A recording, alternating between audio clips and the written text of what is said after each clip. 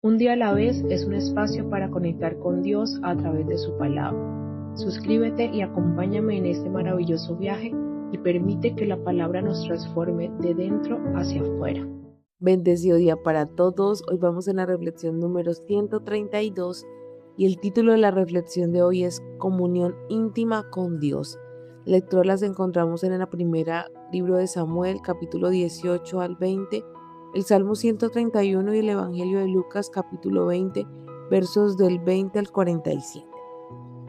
Las lecturas de hoy nos llevan a comprender lo que sostiene nuestra vida espiritual. Y lo que sostiene nuestra vida espiritual es la comunión íntima y constante con el Espíritu Santo. La historia de David y de Jonatán revela una de las imágenes más hermosas de amistad, fidelidad y pacto en toda la Escritura.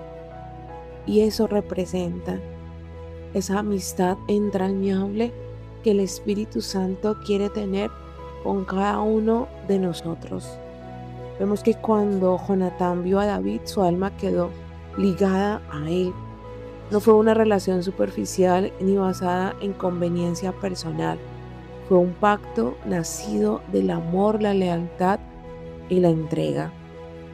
Jonatán, siendo hijo del rey, decidió despojarse de su manto, su armadura, su espada, su arco y su cinturón para entregárselos a David. Este gesto no era solamente algo simbólico, representaba identidad, autoridad, cobertura y respaldo. Y eso es lo que ocurre cuando nosotros tenemos esa comunión estrecha e íntima con el Espíritu Santo. Ya dejamos de ser los siervos y nos convertimos en amigos. Cuando vivimos unidos a ese Espíritu maravilloso, somos revestidos de la gloria de Dios. Su gracia nos cubre, su gracia nos capacita para enfrentar todas las batallas que luchamos en el día a día. Y el Espíritu Santo nos da esa armadura que hablábamos en Efesios 6. No es algo que nosotros adquiramos por nuestro propio esfuerzo, es algo que va fortaleciendo en nosotros a medida que pasamos tiempo en su presencia. Y es ese cinturón de la verdad que nos sostiene cuando permanecemos en él. Esa coraza de la justicia que protege nuestro corazón, porque ya no dependemos de nosotros mismos, sino que dependemos de esa justicia que Cristo ganó para nosotros en esa cruz. Y el cansado del Evangelio de la Paz nos da la firmeza en medio de tantas dificultades en las que nos enfrentamos día a día. Y ese escudo de la fe apaga todos esos dardos del enemigo, porque cuando decidimos confiar en Dios, cuando dejamos que su palabra nos transforme, todas esas mentiras de la oscuridad son derrotadas. Y el yelmo de la salvación nos guarda nuestra mente de la culpa, de la condenación y de todos esos engaños que el enemigo nos envuelve. Y la palabra de Dios es esa espada del Espíritu con la que vencemos todos nuestros gigantes, todos esos Goliat, le arrancamos la cabeza. Pero esta armadura solo tiene sentido y solo está en nosotros cuando tenemos comunión con ese Espíritu. Lejos de su presencia no hay nada.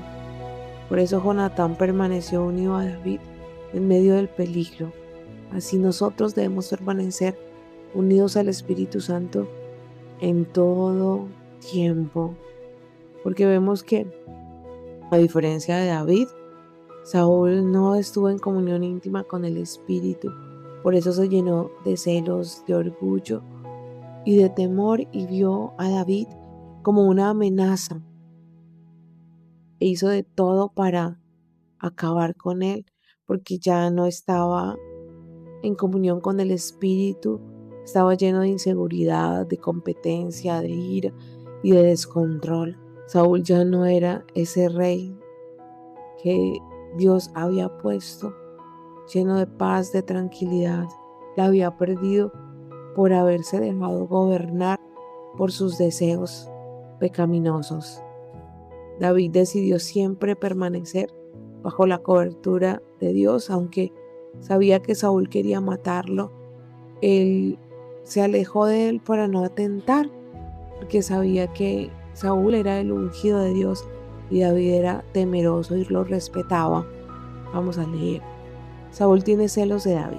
Capítulo 18 de la primera libro de Samuel.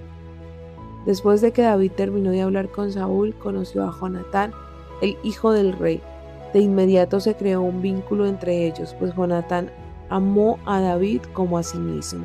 A partir de ese día, Saúl mantuvo a David con él y no le dejaba volver a su casa. Jonatán hizo un pacto solemne con David porque lo amaba tanto como a sí mismo. Para sellar el pacto, quitó su manto y se lo dio a David junto con su túnica, su espada, su arco y su cinturón. Todo lo que Saúl le pedía a David que hiciera, él lo hacía con éxito. Como resultado, Saúl lo hizo comandante sobre sus hombres de guerra, un nombramiento que fue bien recibido tanto por el pueblo como los oficiales de Saúl. Cuando el ejército de Israel regresaba triunfante después que David mató al filisteo, mujeres de todas las ciudades de Israel salieron para recibir al rey Saúl y cantaron y danzaron de alegría con sus panderetas y címbalos. Este era su canto: Saúl mató a miles, David a 10,000. Esto hizo que Saúl se enojara mucho. ¿Qué es esto?, dijo. Le dan crédito a David por 10,000 y a mí solamente por 1,000. Solo falta que lo hagan rey. Desde ese momento, Saúl miró con recelo a David. Al día siguiente, un espíritu atormentador de parte de Dios abrumó a Saúl y comenzó a desvariar como un loco en su casa. David tocaba el arpa tal como lo hacía cada día, pero Saúl tenía una lanza en la mano y de repente se la arrojó a David tratando de clavarlo en la pared, pero David la esquivó 2 veces. Después Saúl tenía miedo de David porque el Señor estaba con David, pero se había apartado de él. Finalmente lo echó de su presencia y lo nombró comandante sobre 1,000 hombres, y David dirigía fielmente a las tropas en la batalla. David siguió teniendo éxito en todo lo que hacía porque el Señor estaba con él. Cuando Saúl reconoció esto, le tuvo aún más miedo. Pero todos en Israel y en Judá amaban a David porque tenía tanto éxito al dirigir a sus tropas en la batalla. Vemos cuando el Espíritu de Dios ha crecido dentro de nosotros, todo lo que hagamos tendrá éxito. Recordemos que el Espíritu Santo mora en nosotros. Nosotros somos ese templo del Espíritu Santo, pero cuando iniciamos nuestra vida en el Espíritu, Él es chiquitico y cada vez que vamos a la presencia, Él va creciendo.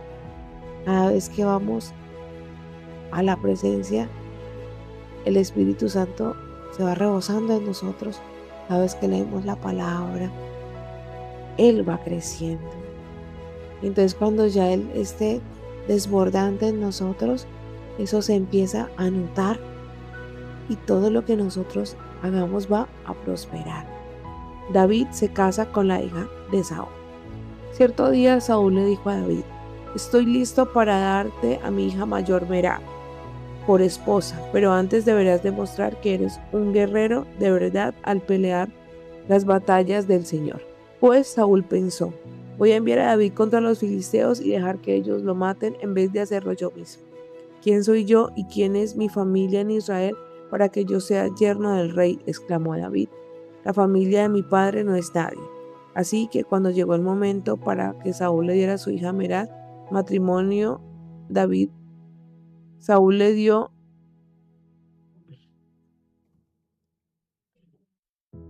Así que cuando llegó el momento para que Saúl le diera a su hija Merab en matrimonio a David, Saúl se la dio a Adriel, un hombre de Mehola.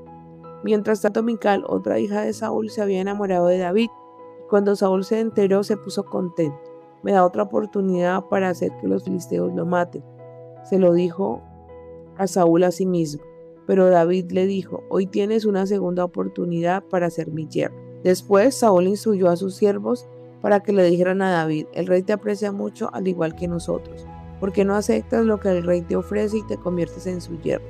Cuando los hombres de Saúl le dijeron esas cosas a David, él respondió: ¿cómo puede un hombre pobre y de familia humilde reunir la dote para la hija de un rey? Cuando los hombres de Saúl informaron al rey, él les dijo: díganle a David que lo único que quiero por dote son los prepucios de 100 filisteos. Vengarme de mis enemigos es todo lo que realmente quiero. Pero lo que Saúl tenía en mente era que mataran a David en la pelea. Y David estuvo encantado de aceptar la oferta. Antes de que se cumpliera la fecha límite, él y sus hombres salieron y mataron a 200 filisteos. Así que David cumplió con el requisito del rey, entregándole los prepucios de ellos. Entonces Saúl le entregó a su hija Mical por esposa. Cuando Saúl se dio cuenta de que el Señor estaba con David, cuando su hija Mical lo amaba, le tuvo más miedo aún y quedó como enemigo de David por el resto de su vida. Cada vez que los comandantes filisteos atacaban, David tenía más éxito en contra de ellos que todos los demás oficiales de Saúl. Por eso el nombre de David llegó a ser muy famoso. Vemos que si la presencia de Dios está contigo, tú no vas a ser derrotado. Podemos fracasar muchas veces, pero no quedarnos ahí, porque el Espíritu Santo nos da esa valentía.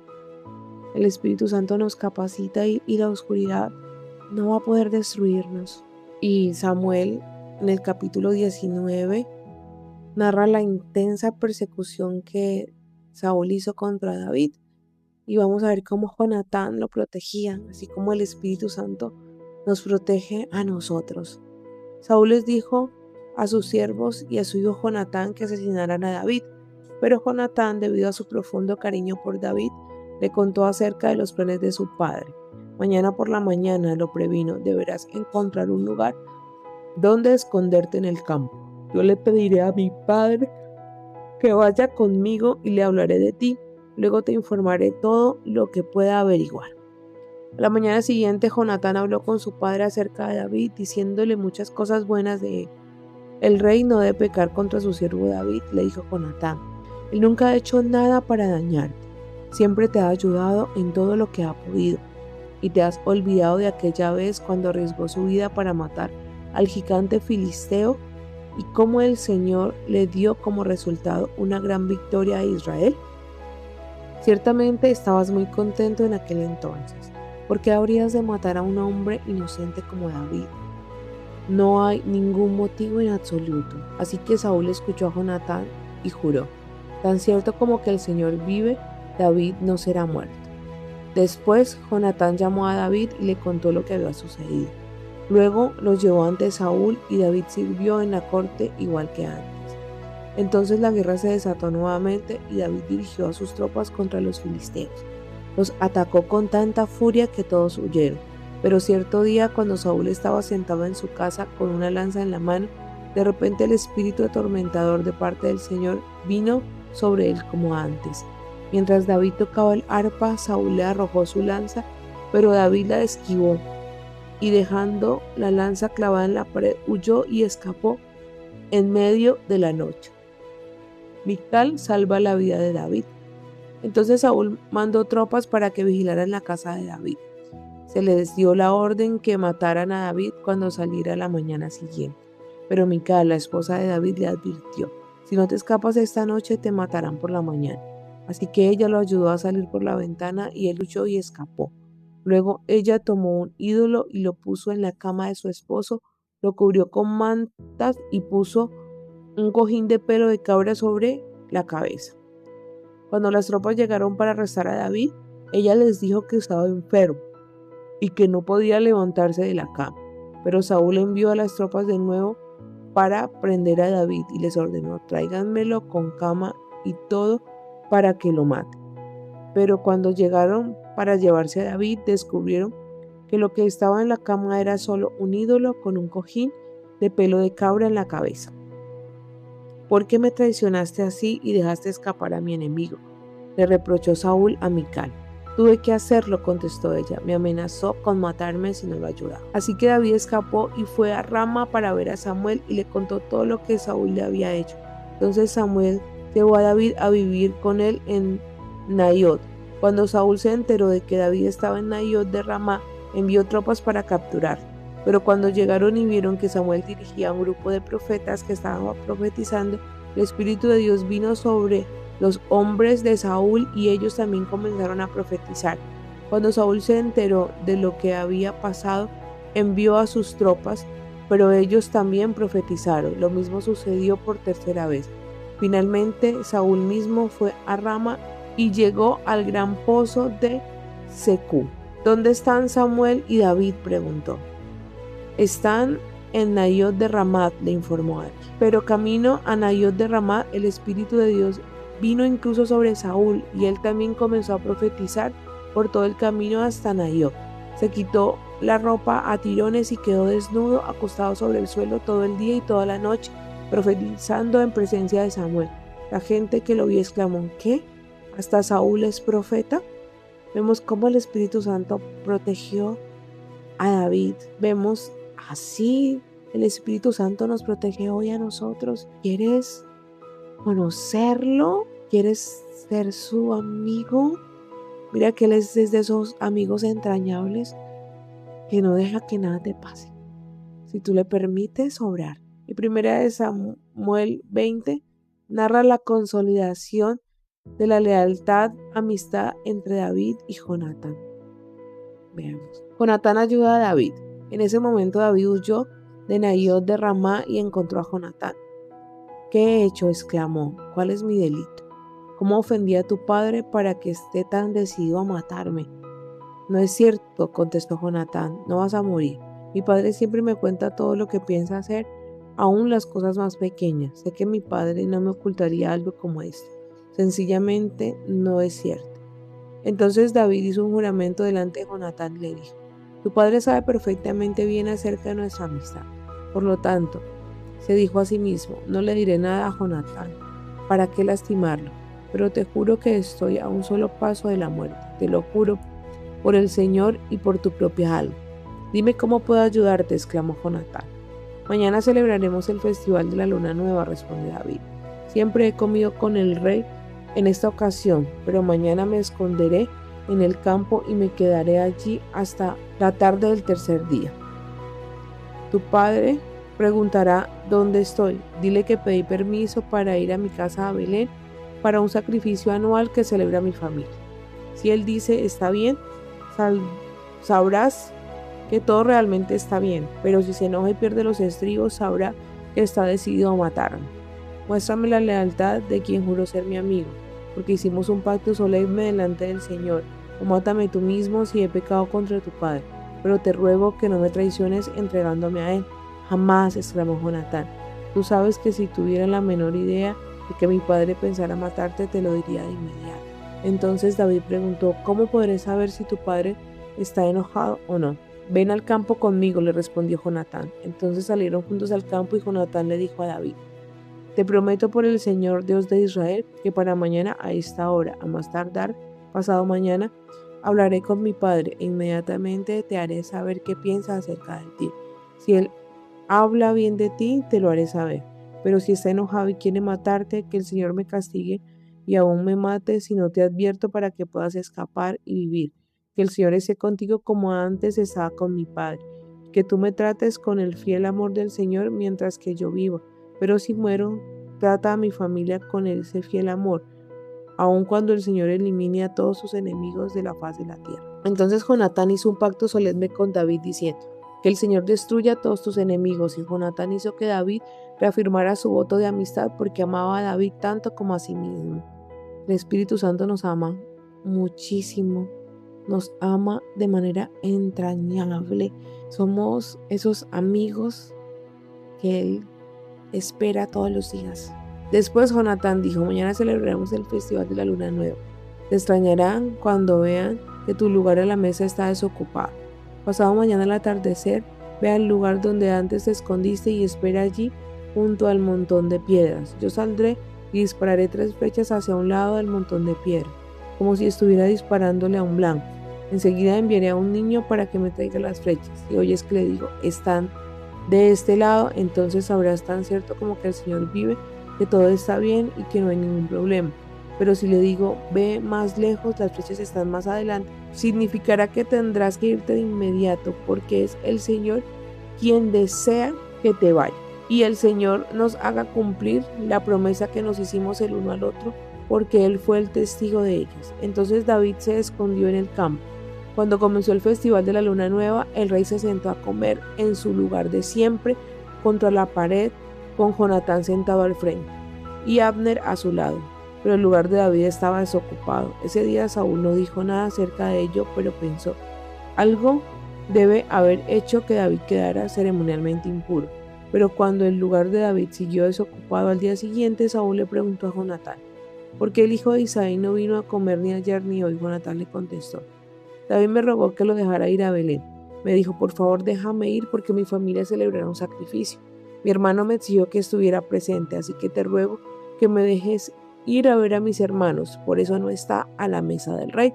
Entonces Saúl se puso muy furioso con Jonatán. Tú, estúpido hijo de prostituta, lo maldijo. ¿Acaso piensas que no sé que tú quieres que él sea el rey en lugar de ti? Para vergüenza tuya y de tu madre, mientras ese hijo de Isaí esté vivo, jamás serás rey. Ahora ve, búscalo para que lo mate. ¿Pero por qué tiene que morir?, le preguntó Jonatán a su padre. ¿Qué ha hecho?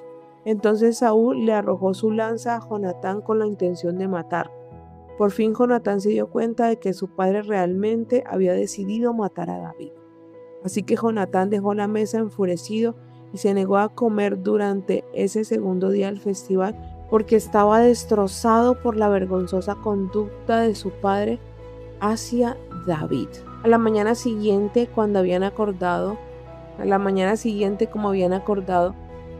Jonatán salió al campo acompañado por un muchacho para que le recogiera las flechas. Comienza a correr, le dijo al niño, para que puedas encontrar las flechas mientras las voy disparando. Entonces el niño corrió y Jonatán disparó una flecha más allá de donde estaba el muchacho. Cuando el niño casi llegaba a donde estaba la flecha, Jonatán gritó, la flecha está más adelante, rápido, apresúrate, no te detengas. Así que con prisa el niño recogió las flechas y regresó corriendo a su amo. El muchacho por supuesto no sospechaba nada, solo Jonatán y David entendían la señal. Entonces Jonatán le dio su arco y sus flechas al niño y le dijo que regresara a la ciudad. En cuanto se fue el niño, David salió de su escondite cerca del montón de piedras y se inclinó ante Jonatán 3 veces, rostro en tierra. Mientras se abrazaban y se despedían, los dos lloraban, especialmente David. Finalmente Jonatán le dijo a David, ve en paz, porque nos hemos jurado lealtad el uno al otro en el nombre del Señor. Él es testigo del vínculo que hay entre nosotros y nuestros hijos para siempre. Después David se fue y Jonatán regresó a la ciudad. Mira que si tú tienes esa amistad entrañable con el Espíritu, tus hijos también la van a tener, porque es algo que le vas a heredar. Y el Salmo 131 es un canto de humildad y de confianza profunda en Dios. Veamos. Señor, mi corazón no es orgulloso, mis ojos no son altivos. No me intereso en cuestiones demasiado grandes o impresionantes que no puedo asimilar. En cambio, me he calmado y aquietado como un niño destetado que ya no llora por la leche de su madre. Sí, tal como un niño destetado es mi alma en mi interior. Oh Israel, pon tu esperanza en el Señor ahora y siempre. Vemos que un niño en brazos de su madre ya no llora por la leche, está ahí quieto, en calma. Así debe ser nuestra vida, debe ser nuestra alma, por dentro todo tranquilo, recibiendo el alimento que nuestro Padre nos da. Un bebé recién nacido no piensa en nada específico, no siente ninguna preocupación. Él solo espera, se contempla en su madre y espera su alimento. que así seamos nosotros. Es una relación de miradas. Nos miramos cara a cara y nos enamoramos cada vez. Eso es especial, eso es algo que no se puede describir, solo que se puede disfrutar. David entendió que la fortaleza no está en controlar todo, sino en descansar en Dios, porque eso hace el bebé, descansa en la presencia de su madre, y así debe ser nuestra relación con Dios, una relación de comunión madura, donde no lo buscamos a Él para que nos dé, sino porque nuestra alma aprendió a descansar y a reposar en sus brazos amorosos. O sea, vamos por el benefactor, no por los beneficios. Recordemos que la bendición de Dios puede venir, pero lo más importante es su presencia.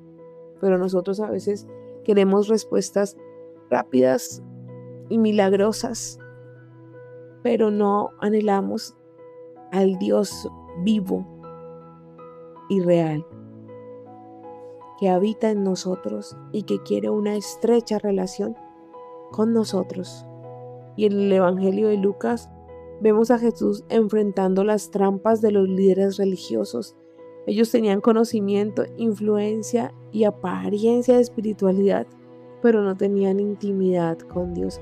Pues recordemos que en esa época el Espíritu Santo no había sido derramado en todos nosotros, así que no tenían esa intimidad como hoy nosotros podemos hacerlo.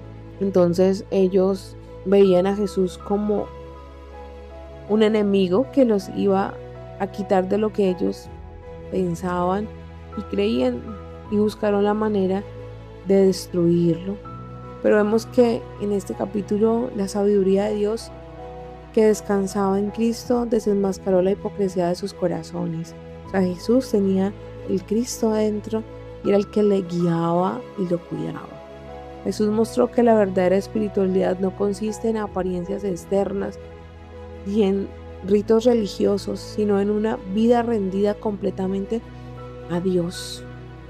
Los escribas buscaban un reconocimiento público en lugares de honor y admiración humana, mientras que su corazón era alejado de Dios, y Jesús, cerca de Dios, siempre fue humilde. Leamos. Esperando la oportunidad, los líderes mandaron espías que se hicieron pasar por hombres sinceros.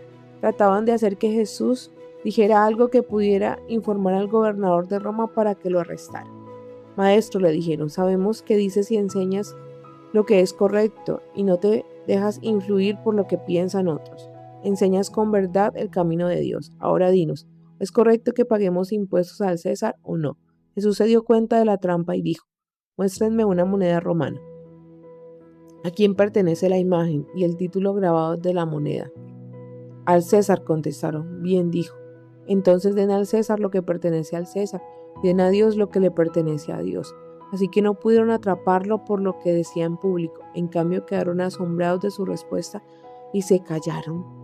Discusión acerca de la resurrección. Después se acercaron a Jesús algunos saduceos, líderes religiosos, que dicen que no hay resurrección de los muertos, y le plantearon la siguiente pregunta.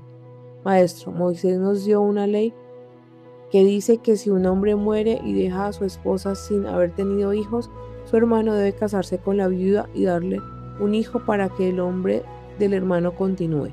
Ahora bien, supongamos que había 7 hermanos, el mayor se casó y murió sin dejar hijos. Entonces el segundo hermano se casó con la viuda, pero él también murió, y luego el tercer hermano se casó con ella. Lo mismo sucedió con los 7, quienes murieron sin dejar hijos. Por último, la mujer también murió. Entonces dinos, ¿de quién será esposa en la resurrección? Pues los 7 estuvieron casados con ella. Jesús respondió, el matrimonio es para las personas aquí en la tierra, pero en el mundo que vendrá, los que sean dignos de ser levantados de los muertos no se casarán, ni se darán en casamiento, ni volverán a morir. En ese sentido serán como ángeles. Ellos son hijos de Dios, hijos de la resurrección. Ahora bien, en cuanto a si los muertos resucitarán, hasta Moisés demostró esto cuando escribió acerca de la zarza ardiente, mucho después de que Abraham, Isaac y Jacob murieron. Él se refirió al Señor como el Dios de Abraham, el Dios de Isaac y el Dios de Jacob. Por lo tanto, Él es el Dios de los que están vivos, no de los muertos, porque todos están vivos para Él. O sea, en la resurrección estaremos enamorados totalmente de Dios y Él será nuestro deleite a quien adoraremos por la eternidad. Bien dicho, maestro, comentaron algunos de los maestros de la ley religiosa que estaban allí, y después nadie se atrevió a hacer más preguntas. ¿De quién es el hijo del Mesías? Entonces Jesús les planteó una pregunta: ¿cómo es que se dice que el Mesías es hijo de David? Pues David mismo escribió en el libro de los Salmos: el Señor le dijo a mi Señor, siéntate en el lugar de honor a mi derecha, hasta que humille a tus enemigos y los ponga por debajo de tus pies. Si David llamó al Mesías Señor, ¿cómo es posible que el Mesías sea su hijo? Entonces, mientras la multitud escuchaba, se dirigió a sus discípulos y les dijo: cuídense de los maestros de la ley religiosa, pues les gusta pavonearse con túnicas largas y sueltas y les encanta recibir saludos respetuosos cuando caminan por las plazas. Y como les encanta ocupar los asientos de honor en las sinagogas y sentarse en la mesa principal en los banquetes. Sin embargo, estafan descaradamente a las viudas para apoderarse de sus propiedades y luego pretenden ser piadosos haciendo largas oraciones en público. Por eso serán castigados con severidad.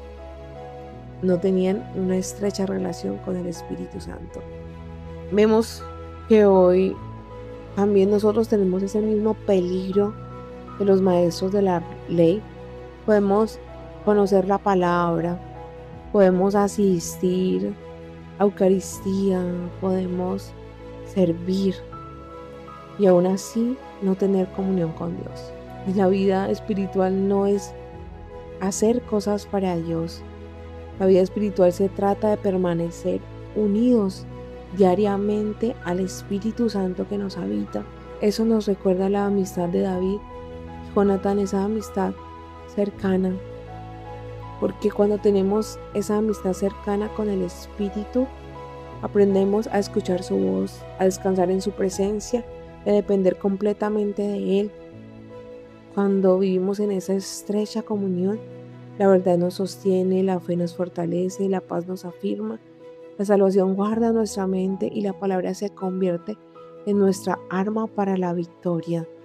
Y hoy el Señor nos recuerda que Él habita en nosotros y Él desea que nuestro espíritu esté totalmente ligado con Él, así como Jonatán y David, porque eso es ser una persona espiritual, una persona que vive en el Espíritu, que tiene común unión con Dios. Y hoy en el nombre poderoso del Señor Jesús, oramos y le pedimos al Espíritu Santo que crezca dentro de nosotros, que podamos ir todos los días a la presencia para tener esa común unión, que podamos verte, Espíritu Santo, como la tercera persona de la Trinidad, persona, así como nuestro mejor amigo que vemos. Tú quieres ser para nosotros ese amigo entrañable que nos guía, que nos aconseja y lo mejor, que nos libera. Permítenos, Espíritu de Dios, conocerte cada vez más, que seamos transformados, que la palabra se vea en nosotros. Amén. Dios es bueno en todo tiempo y en todo tiempo Dios es bueno.